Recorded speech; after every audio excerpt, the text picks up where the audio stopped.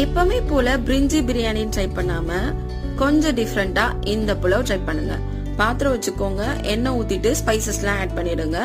வெங்காயம் சேர்த்துக்கோங்க, காரத்துக்கு தேவையான அளவு பச்சை மிளகாய், ஒரு தக்காளி, ஜிஞ்சர் கார்லிக் பேஸ்ட் நல்லா வதக்கி விட்டுருங்க. புதினா கொத்தமல்லி நல்லா வாஷ் பண்ணிட்டு கட் பண்ணி ஆட் பண்ணிக்கோங்க. நெக்ஸ்ட் தேவையான அளவு உப்பு சேர்த்துக்கோங்க, நல்லா வதக்கி விடுங்க. இப்போ தண்ணி ஆட் பண்ணணும். நம்ம 4 டம்ளர் பாஸ்மதி ரைஸ் எடுத்து வச்சிருக்கோம், இதுக்கு 7 டம்ளர் தண்ணி ஆட் பண்ணணும். ஆல்ரெடி நம்ம தேங்காய் பால் எடுத்து வச்சிருக்கோம், ஸோ தேங்காய் பால் ஆட் பண்ணிக்கோங்க. பத்தல அப்படின்னா பேலன்ஸ் தண்ணி ஆட் பண்ணி நல்லா கொதிக்க விட்டுருங்க. நல்லா கொதி வந்ததுக்கு அப்புறமா ஆல்ரெடி வச்சிருக்க நம்ம ரைஸை ஆட் பண்ணிடுங்க. 10 மினிட்ஸ் குக் பண்ணிட்டு ஒரு 15 மினிட்ஸ் போல டம் போட்டு இறக்கிட்டீங்க அப்படின்னா சூப்பரான புலாவ் ரெடி ஆயிடும். இப்போ முந்திரியை நெய்ல நல்லா வறுத்துட்டு அப்படியே இந்த புலாவோட ஆட் பண்ணிடுங்க.